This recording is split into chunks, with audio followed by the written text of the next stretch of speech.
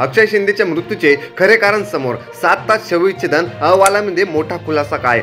नमस्कार, आपल्या मराठी पॉलिटिक्स चॅनलवरती सगळ्यांचं स्वागत आहे। बदलापूरमधील चिमुकलीवर झालेल्या अत्याचारांमधील मुख्य आरोपी अक्षय शिंदे याचा एन्काउंटर झाला। सोमवारी तळोजा कारागृहातून बदलापूरकडे नेताना पोलिसांनी सेल्फ डिफेन्स मध्ये अक्षय शिंदेचा एन्काउंटर केला। मात्र विरोधकांनी सरकारवर टीका करत पोलिसांनी फेक एन्काउंटर केल्याचं म्हटलं आहे। सत्ताधारी आणि विरोधी नेत्यांमध्ये आरोप प्रत्यारोप होत आहेत। अशातच अक्षय शिंदे याचा मृत्यूचे खरे कारण समोर आले असून शवविच्छेदन अहवालामध्ये याचा मोठा खुलासा झाला आहे। अक्षय शिंदेच्या डोक्याला एक गोळी लागल्याचं शवविच्छेदन अहवालात नमूद आहे।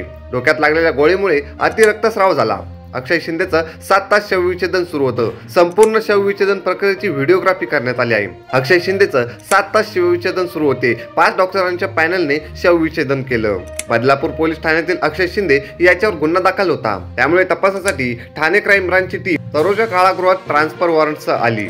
संध्याकाळी 4 वाजता पोलिसांनी अक्षय शिंदेला ताब्यात घेतलं। सोमवारी संध्याकाळी 5:30 वाजता तळोजा जेलमधून आरोपी अक्षय शिंदेला घेऊन ठाण्याकडे निघालो। व्हॅनमध्ये संजय शिंदे, निलेश मोरे, अभिजित मोरे, हरीश तावडे हे पोलीस अधिकारी होते। यामधील संजय शिंदे हे ड्रायव्हर शेजारी, निलेश मोरे सोबत 2 पोलीस आरोपींच्या शेजारी बसले होते। रस्त्यात जात असताना आरोपी अक्षय शिंदे शिवीगाळ करू लागला आणि मला जाऊ द्या असं म्हणू लागला। त्यानंतर निलेश मोरे यांनी संजय शिंदेंना फोन करून सांगितलं। संजय मोरे हे स्वतः आरोपी अक्षय मोरे समोर बसले होते। अक्षय शिवीगाळ करत होता।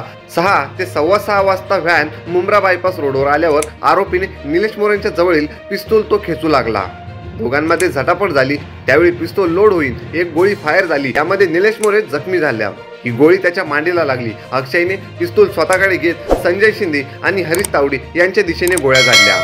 या दोन्ही गोळ्या पोलिसांना लागल्या नाहीत। या दरम्यान संजय शिंदे यांनी अक्षयवर एक गोळी झाडत त्याला जखमी केले। त्यानंतर पोलिसांना त्याला कळव्याचा छत्रपती शिवाजी महाराज शासकीय रुग्णालयात आणले। तिथल्या डॉक्टरांनी ज्युपिटर हॉस्पिटलमध्ये डॉक्टरांनी त्याला मृत घोषित करण्यात आलं।